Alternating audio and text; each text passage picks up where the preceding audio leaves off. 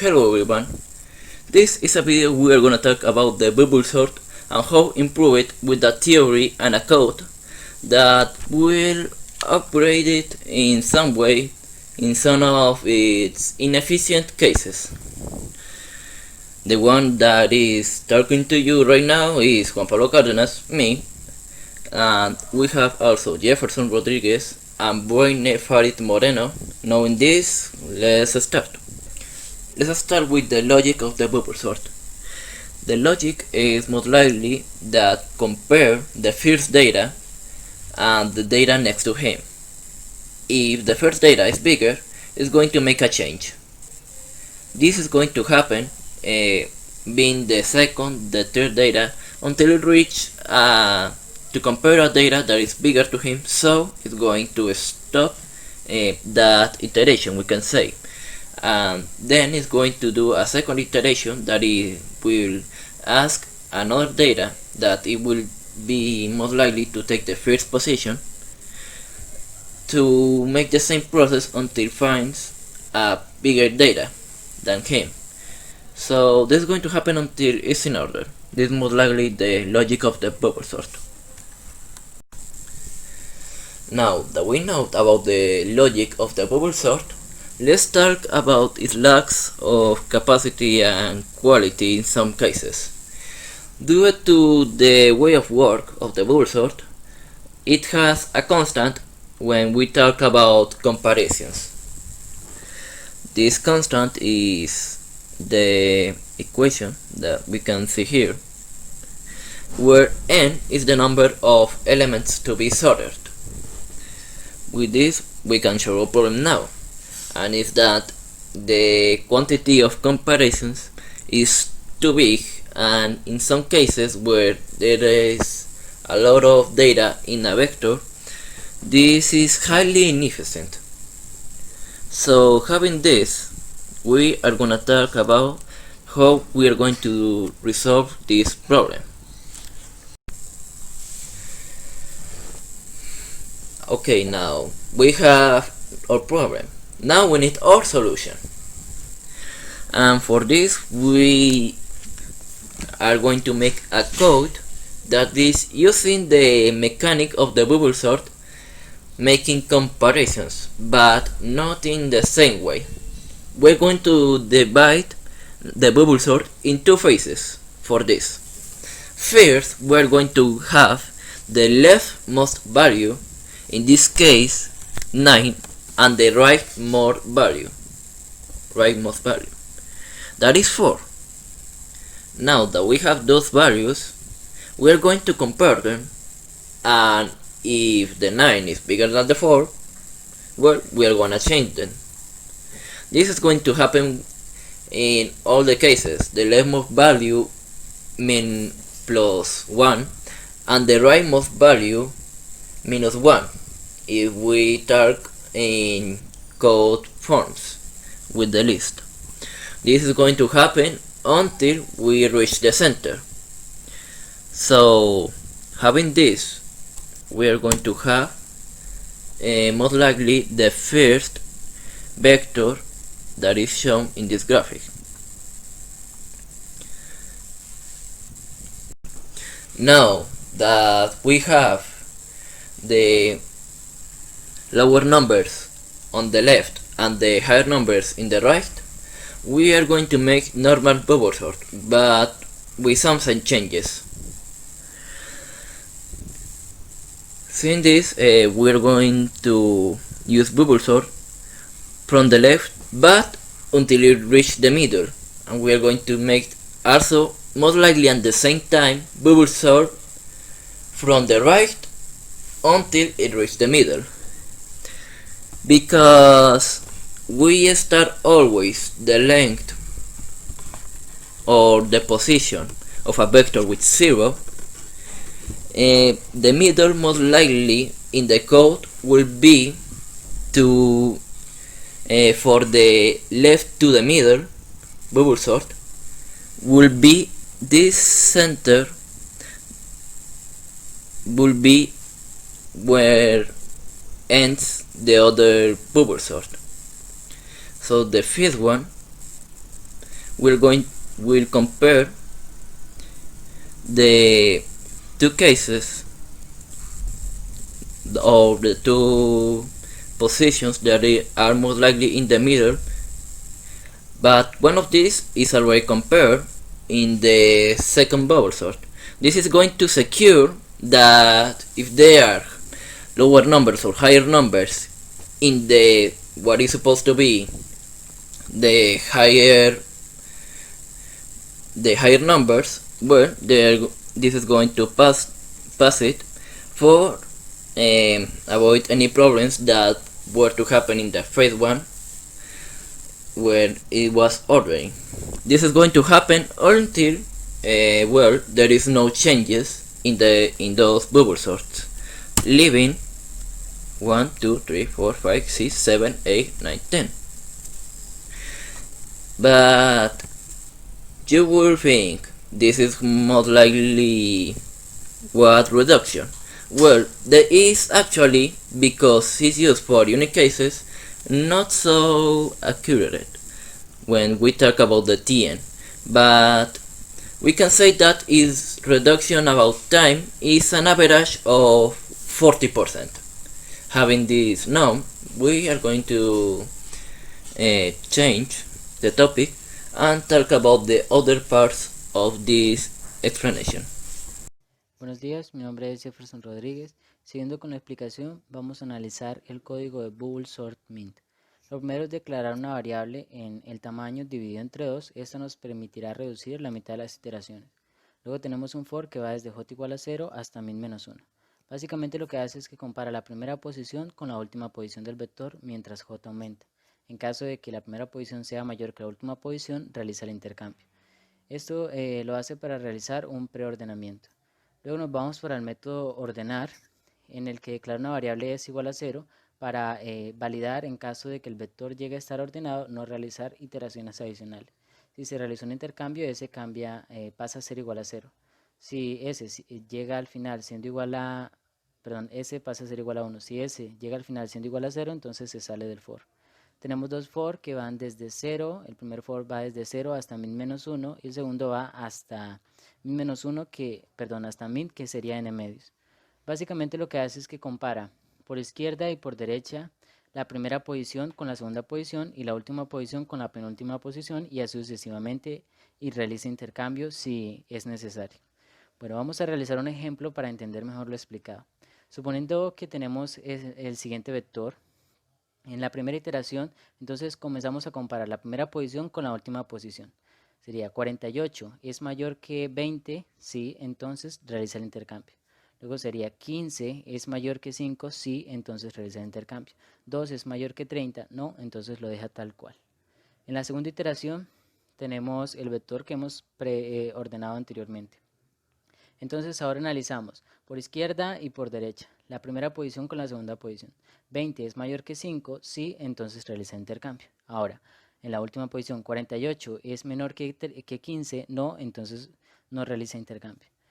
Luego, vamos a analizar el 20 que hemos movido con el 2. 20 es mayor que 2, sí, entonces realiza el intercambio.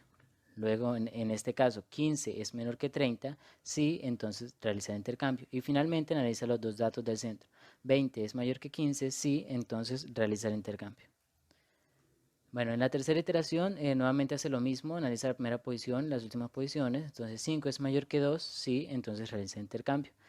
48 es menor que 30, no realiza intercambio. Y así sucesivamente no realizaría ningún intercambio y este sería nuestro vector ordenado. Bueno, ahora vamos a calcular el costo algorítmico TN y el Big O. Sería 1 de la declaración de la variable, 1 del llamado al método getTamaño, 1 del costo de getTamaño que solo obtiene el tamaño del vector, más 1 de la división. Sería entonces aquí 1 de la declaración del J, 1 de la comparación, 1 de la resta y 3 del J más la sumatoria que va desde J igual a 0 hasta ¿dónde? Hasta n menos 2 sobre 2, porque es min, que es n menos 2 menos 1. Al operar eso nos daría n menos 2 sobre 2, más los datos que hemos calculado ya aquí anteriormente. Luego sería 1 de la declaración de la variable, 1 del casting, 1 del llamado al método get, 1 del costo, uno del compare to, que no sabemos cuánto vale y lo mencionamos como 1, uno del parámetro, uno del llamado al método get, y así sucesivamente sería también 2 de la resta. Luego el máximo entre el if y el else, que es 1 del c mayor a 0, más 1 del llamado al método cambiar posición, más 2 de los parámetros, más 2 de la resta, más el tn de cambiar posición. Entonces nos vamos al método de cambiar posición a calcular el costo. 1 de la declaración de la variable, 1 de declaración de variable, 1 del costo de get posición, 1 del llamado al método, 2 de los parámetros y 1 del costo. Y este es lo mismo. Entonces si operamos se nos daría un tn de 12. Nos regresamos a donde íbamos y ya aquí sale de este for y llamaría al método ordenar. Uno del llamado al método, uno del parámetro más el tn de ordenar. Entonces vamos a calcular el tn de ordenar. Sería 1 de la declaración de la variable, 1 de la declaración aquí de p, 1 del mayor igual, 1 de la resta y 3 del más la sumatoria que va desde p igual a 0 hasta n-2 sobre 2, porque sería hasta min, que es n medio, menos 1, ya expliqué anteriormente, más 5, que son los datos que ya hemos calculado, más el siguiente for, que va desde j igual a 0 hasta j menor o igual a min, es decir, desde j igual a 0 hasta n medio, más 1 de la declaración de la variable, 1 del mayor o igual y 3 del j más. Bueno, continuamos, sería 1 de la declaración de la variable. Bueno, aquí sería 1 del casting, 1 del llamado al get, 1 del costo, 1 del compare to, 1 del parámetro, 1 del llamado al get y 1 de la suma. Entonces aquí tenemos el máximo entre el if y el else, más 1 de la comparación, más 1 del llamado al método cambiar posición, más 2 de los parámetros, más el tn de cambiar posición, que ya dijimos que valía 12, más 1, s es igual a 1. Bueno, aquí sería 1 de la declaración de la variable c, 1 del casting, 1 del llamado al método get, 1 del parámetro, 1 del llamado al método get tamaño, 2 de la resta, 1 del llamado al método compare to, y así sucesivamente vamos a obtener un dato de 15 más el tn de compare to, que es igual a 1. Entonces aquí tenemos el máximo entre el if y el else, 1 de la comparación, 1 de el llamado al método cambiar posición, 2 de los parámetros más el tn de cambiar posición, que dijimos que era igual a 12, 1 del llamado al método get tamaño, 2 de la resta, 1 también de llamado al método get tamaño nuevamente y 2 de la resta, más 1 de la declaración de s igual a 0, aquí me disculpan, sería s igual a 0, más el máximo entre el if y el else de 1 de la comparación y 1 del break, más 1 del s igual a 0 finalmente. Eso reescribiendo la fórmula, bueno, operamos, reescribimos las sumatorias que hemos mencionado anteriormente y finalmente me quedaría que eso es 7 más 13 n menos 2 sobre 2 más 72 n cuadrado, 72 que multiplica n cuadrado menos 2n sobre 2. Y finalmente nos queda que el costo algorítmico sería del tn sería 72 que multiplica n cuadrado menos 2n sobre 2 más 13 que multiplica n menos 2 sobre 2 más 7. Nos devolvemos al método el método principal que estábamos hablando anteriormente. Ya hemos calculado todos los tn, entonces posterior seguimos a armar la ecuación. Ponemos todas las constantes, las sumatorias que hemos calculado los tn y operamos. Básicamente nos quedaría de esta manera 34 que multiplica a n menos 2 sobre 2 más 72 que multiplica a n cuadrado menos 2n sobre 2 más 13 que multiplica a n menos 2 sobre 2 más 18.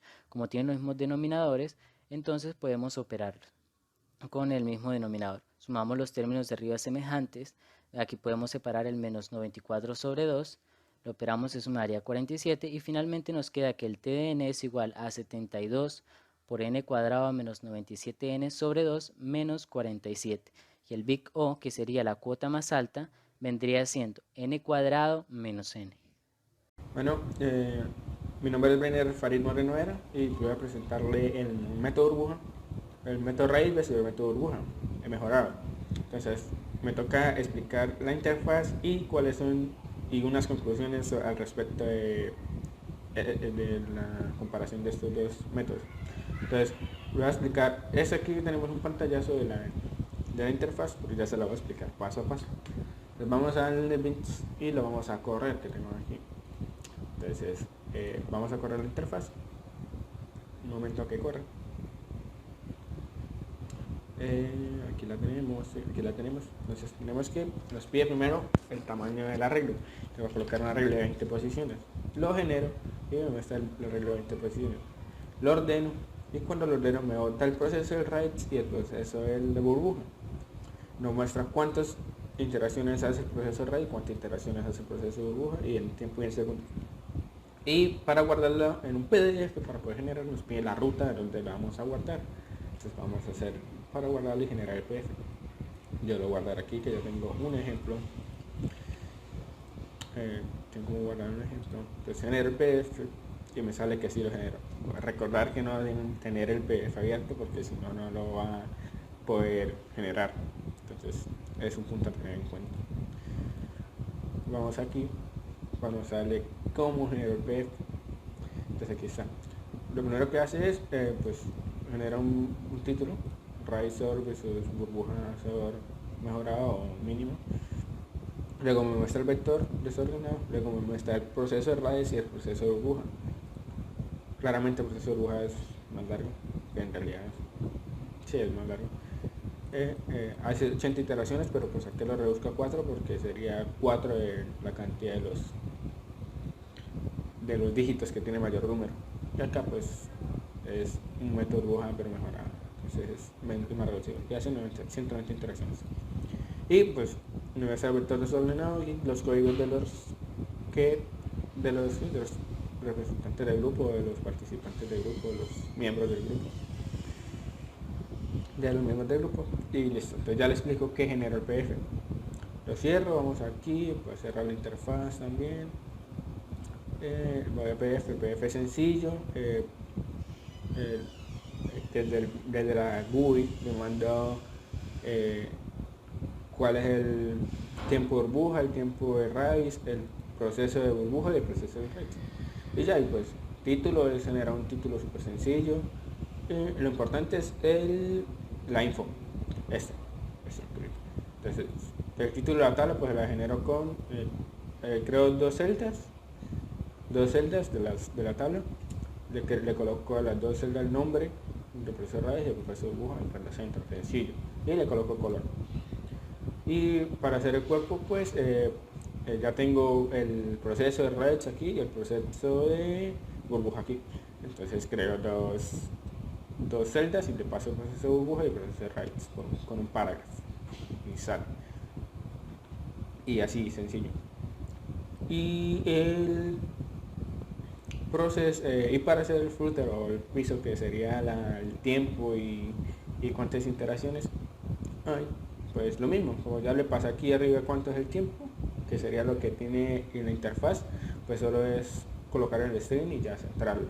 Line center con un parágrafo, igual que arriba que con las celdas de los métodos, y eso sería todo lo de la interfaz. No es nada del otro mundo, es muy sencillo. Bueno, entonces eso sería todo por la interfaz. Entonces daré las conclusiones, que las tengo por aquí. Vamos aquí. Vamos a las conclusiones. Bueno, las conclusiones son 5 conclusiones. Entonces la primera conclusión es que los dos métodos son métodos de ordenamiento. La gran diferencia entre los dos métodos son sus costos algorítmicos, ya que el raíz tiene un costo de n por k y que n es la cantidad de datos que hay en el vector y k es la cantidad de dígitos de mayor número. Y el Burber Sort, el Burber Sort mejorado tiene un costo algorítmico de n al cuadrado menos n, donde n es la cantidad de datos del vector. Sencillo. Entonces el tiempo de los dos, el tiempo que requieren de ejecutarse los dos de este algoritmo, depende de los datos que se desea ordenar, claramente. La otra es que para el ordenamiento de grandes datos o de una gran cantidad de números es más eficiente el RaiSort que el método burbuja mejorado. sabiendo que pues que el método de RAID es solo para, o es eficiente o es más eficiente solo para números, ya para letras o cualquier otra cosa que se pueda comparar, pues no es eficiente, por así decirlo. El otro es que la dificultad de la implementación depende mucho, o de lo que le acabo de decir, depende de lo que se quiera ordenar, porque RAID es exclusivo para dar datos numéricos, y pues el método burbuja se puede implementar para cualquier tipo de datos que se pueda comparar. Es así de sencillo. Y pues que los dos son muy fáciles de interpretar, o sea que si una persona que tenga un lenguaje, un aprendizaje básico de la programación, puede entender muy fácilmente estos dos algoritmos. Y listo, muchas gracias, eso sería todo por mi exposición. Hasta luego.